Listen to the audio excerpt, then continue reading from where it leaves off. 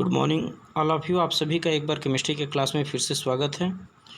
Dear students, इसके पहले हम लोगों ने केमिस्ट्री के क्लास में केमिकल रिएक्शन और केमिकल रिएक्शन के कुछ कैरेक्टरिस्टिक के बारे में स्टडी किया, जिसमें मैंने आपको बताया था कि जब भी कोई केमिकल रिएक्शन होता है तो वहाँ पर उसके स्टेट में, कलर में या वहाँ से कोई गैस जो होता है इवॉल्व होता है। यानी हो सकता है उसके स्टेट में कोई चेंज आए, वहाँ से कलर जो है कलर में कोई परिवर्तन हो, या फिर कोई गैस वहाँ से इवॉल्व हो, या फिर उसके टेम्परेचर में कोई परिवर्तन आए।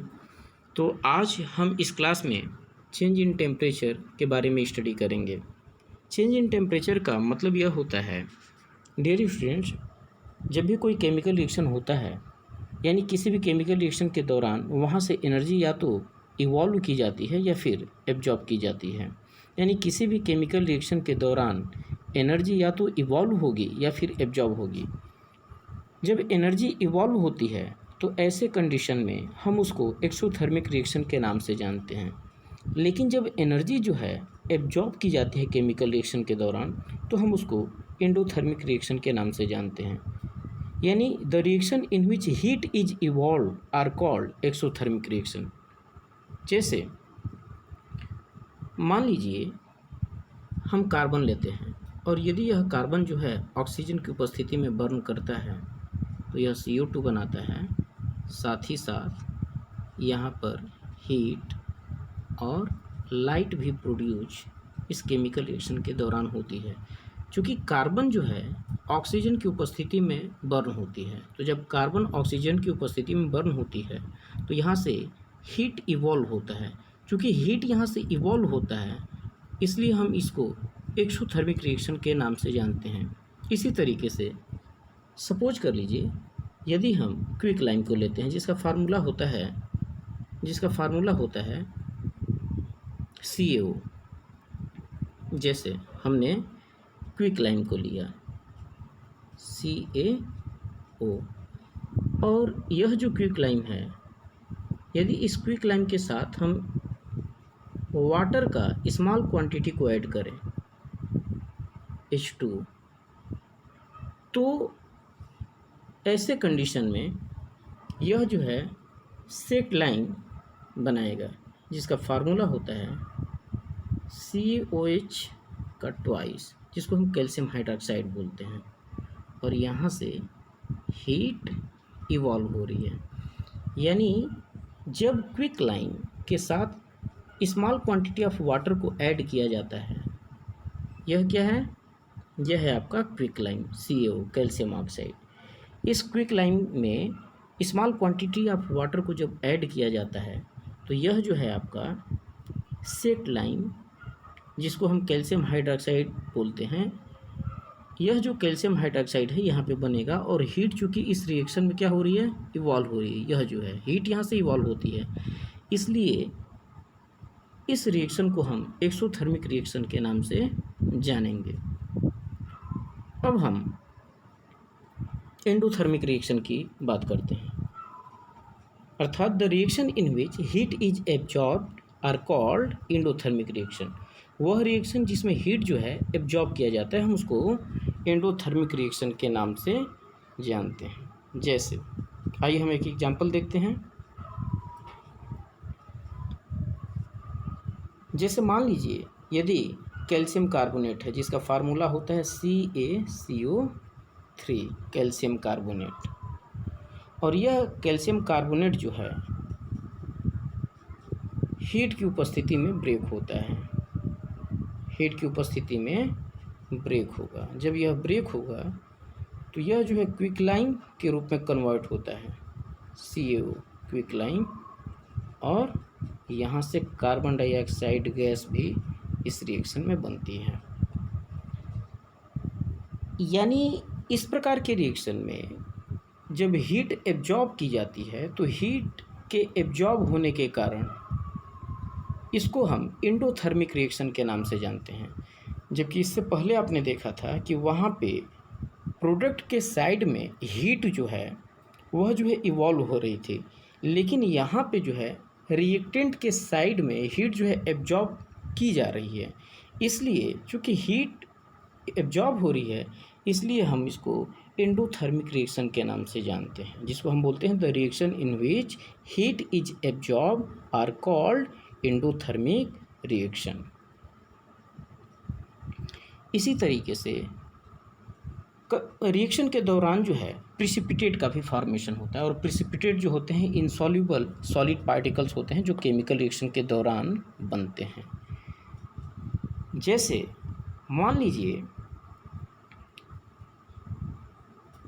कुछ रिएक्शंस के दौरान जो है कुछ इनसॉल्युबल सॉलिड पार्टिकल का फॉर्मेशन होता है।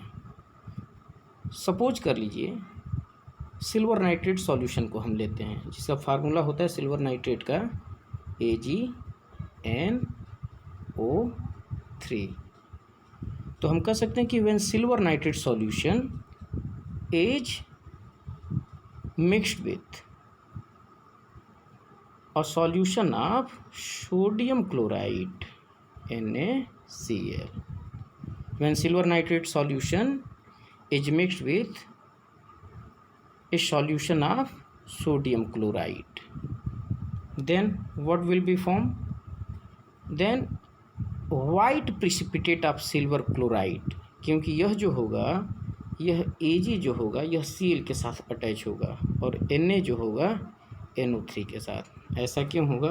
क्योंकि Ag पे जो है प्लस चार्ज होता है और नाइट्रेट जो होता है वो निगेटिव चार्ज को कंटेन करता है। उसी तरीके से सोडियम पर यह जो है पॉजिटिव चार्ज होता है और क्लोरीन पे निगेटिव।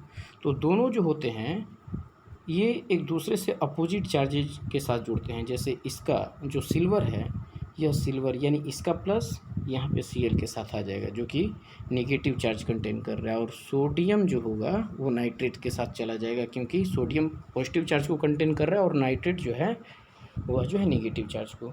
तो ऐसे कंडीशन में अब यह क्या बनेगा AgCl प्लस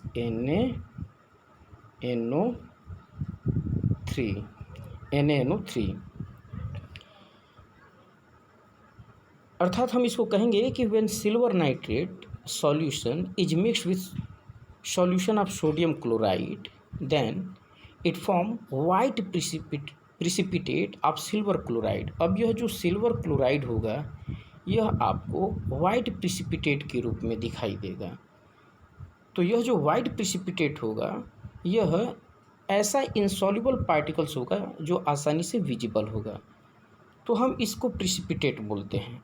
तो ऐसे बहुत सारे एग्जाम्पल होते हैं। जैसे मान लीजिए यदि हम किसी और एग्जाम्पल को देखें तो सपोज कर लीजिए कि यदि हम यहाँ से लेते हैं, चलिए हम पोटेशियम आयोडाइड को ले लेते हैं।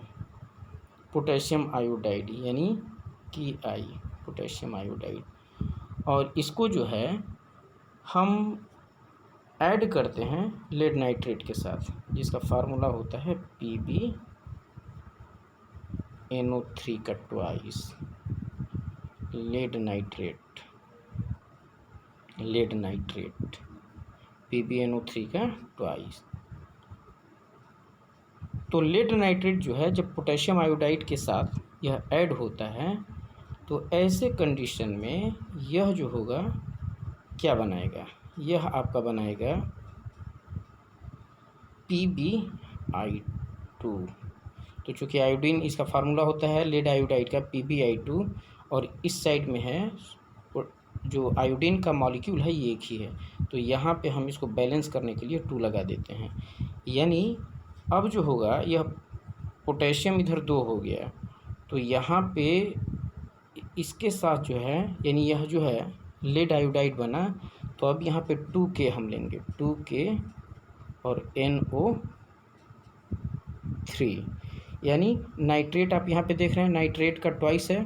तो चूँकि अब यहाँ पे भी जो है NO3 लग गया तो यह 2 चूँकि 2 के आ जाने से NO3 जो है 2 टाइम्स है, और यहाँ पे आप देख रहे हैं कि पोटेशियम भी 2 टाइम्स है, तो यहाँ पे भी पोटेशियम क्या है 2 बार है यानी 2 टाइम्स है। तो इस तरीके से हमारा केमिकल इक्वेशन भी बैलेंस है। तो खैर हम बात कर रहे हैं यहाँ पे प्रिसिपिटेट की, तो हम ये यहाँ पे बोलेंगे कि when potassium iodide solution is added with lead nitrate PbNO3 का twice added to solution of lead nitrate, then yellow precipitate is formed, yellow precipitate is formed। और यह जो येलो प्रिसिपिटेट होगा यह जो है आपका लेड आयोडाइड होगा, जो कि येलोविश कलर में आपको नज़र आएगा। तो इस तरीके से कुछ केमिकल रिएक्शन के दौरान जो है आपको इनसॉल्युबल पार्टिकल्स के रूप में उसके प्रिसिपिटेट मिलते हैं। तो यहाँ पर आप सभी ने केमिकल रिएक्शन और उसके जो केमिकल रिएक्शन के दौरान होने वाले जो इवेंट्स होते हैं इसके बारे में स्टडी किया। अब हम अगले क्लास में केमिकल इक्वेशन को कैसे हम बैलेंस करते हैं, हालांकि यहाँ पर मैंने कोशिश किया हुआ है केमिकल रिएक्शन को बनाने के दौरान ही कि आप कुछ केमिकल इक्वेशन को कैसे हम बैलेंस करते हैं, यानी रिएक्टेंट और प्रोडक्ट के साइड को हमको उनके नंबर ऑफ़ मॉलिक्यूल को मेंटेन करना होता है, हमने देखा। हालांकि अगले क्लास में हम जो है केमिकल इक्वेशन को कैसे बैलेंस करते हैं, जो वर्ड इक्वेशन होते हैं, इसको हम लोग स्टडी करेंगे। तो आज की क्लास में बस इतना ही।